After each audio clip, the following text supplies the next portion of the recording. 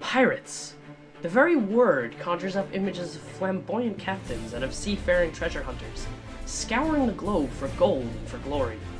But what if I told you that the world's most notorious pirates operated more like the mafia than the pirates we're familiar with today? And what if I told you that these pirates were lying in wait for merchant ships in the Mediterranean rather than prowling the Caribbean for Spanish galleons? And what if I told you that these pirates weren't even after treasure, but people instead? Well, you'd be surprised to learn that all of that is true. Enter the Corsairs of the Barbary Coast. Made up of the modern-day nations of Algeria, Morocco, Tunisia, and Libya, the Barbary states were the scourge of the Mediterranean. For centuries, these ruthless pirates captured European merchant ships and held the people for ransom. If the ransom was paid at a reported fixed rate of $4,000 per passenger, the hostages were released. If not, they were subjugated to a life of slavery among one of the 4 Barbary states. The Corsairs only targeted Christian ships, using passages from the Quran as justification for their actions. Because of this, they could be considered Muslim extremists. However, they were in it more for the money than religion. They simply used their religion to complement their greed. While the Corsairs of the Barbary Coast continued to pillage and plunder, a new nation was being born across the Atlantic. The United States of America was fighting for its freedom against its old British rulers, and needed all the help it could get. In 1778, it allied itself with the French, who eventually went on to help the United States win the war. With their alliance, the French agreed to protect American ships entering the Mediterranean against the Barbary Coast for the course of the war. For the British, now the Americans' enemies, were no longer going to do the job. It was even outlined in a treaty, the Treaty of Amity and Commerce. Article 8 specifically states that the French agree to protect the U.S. merchant ships from the King or Emperor of Morocco or Fez, the regencies of Algiers, Tunis, and Tripoli, or with any of them, and also with every other prince, state, or power of the coast of Barbary and Africa. Unfortunately, as the war came to its inevitable conclusion, the French pulled away and left the U.S.'s ships to fend for themselves. The new country was navyless, so the ships were easy pickings for the experienced corsairs. The first act of piracy against the new nation came a mere 13 months after the United States had been officially recognized as a sovereign country. Moroccan pirates had seized the U.S. merchant ship Betsy on October 11, 1784 off the coast of Spain. Luckily for America, the Spanish government saw the crisis as the perfect opportunity to begin good relations with the United States, so they successfully negotiated the release of both the ship and the crew. They offered a bit of advice to the United States as well. The trick was to pay off the pirates, so they wouldn't attack. Essentially, pay tribute. The new government took the advice and sent Thomas Barclay to negotiate a treaty with the Moroccan Sultan, Sidi Muhammad. He succeeded, and a treaty was signed in 1786. However, the 3 other Barbary states paid no attention to such treaty, and 2 more American ships, the Maria and the Dauphine, were seized in 1785. Just 6 days apart. And this time, Spain wasn't there to rescue them. The 2 crews of 21 men were taken by Algerian corsairs and enslaved. More attacks followed, and over 100 U.S. sailors were enslaved by the pirates. The U.S. government couldn't afford to keep paying so much tribute, but it was their only option, due to the fact that their navy was still non-existent.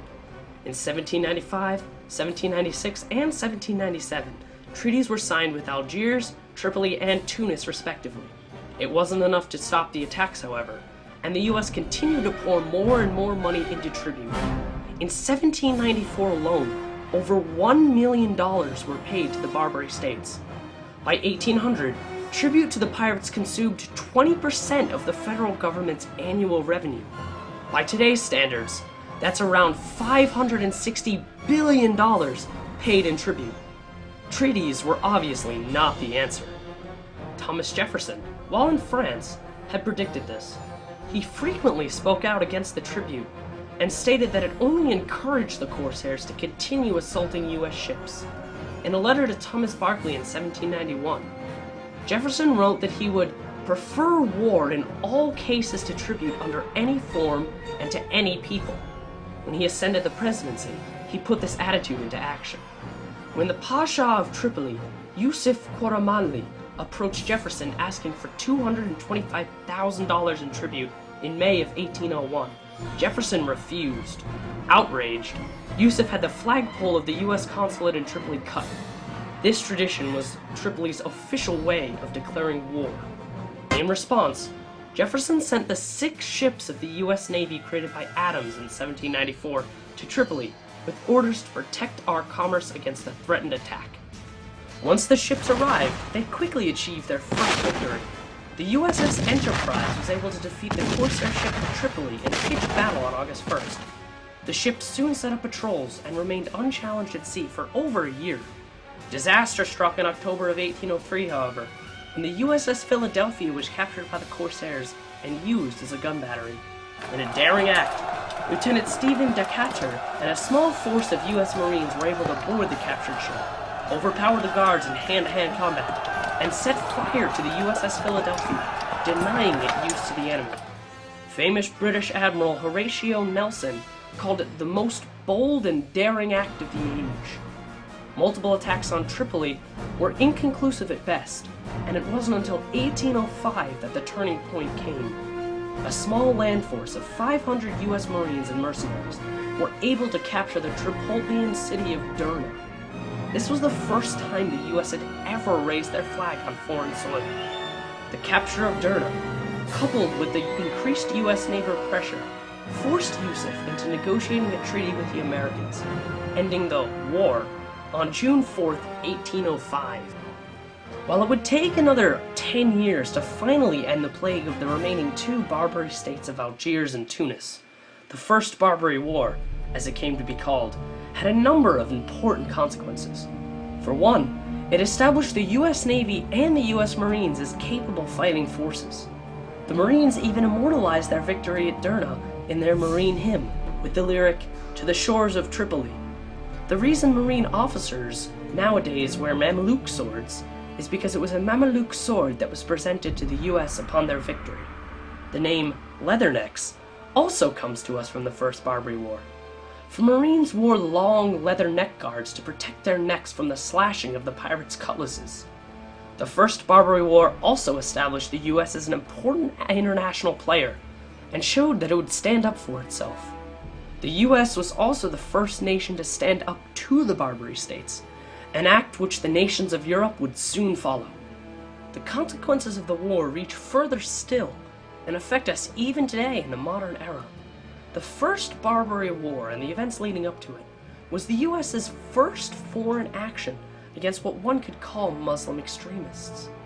It was the first time the U.S. went to war with a foreign power to protect the rights of its citizens, and it was the first time the U.S. set the precedent that the United States does not negotiate with terrorists.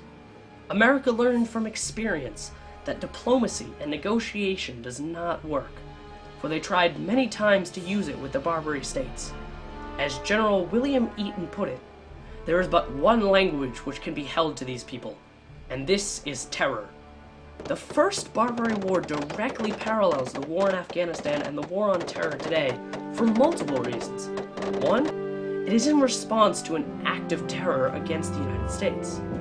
Two, it is against Muslim extremists targeting specific people. And three, they both follow the precedent of no negotiation with terrorism. The First Barbary War set the stage for all future U.S. policy on terrorism, and for that reason, it could be called the United States' First War on Terror.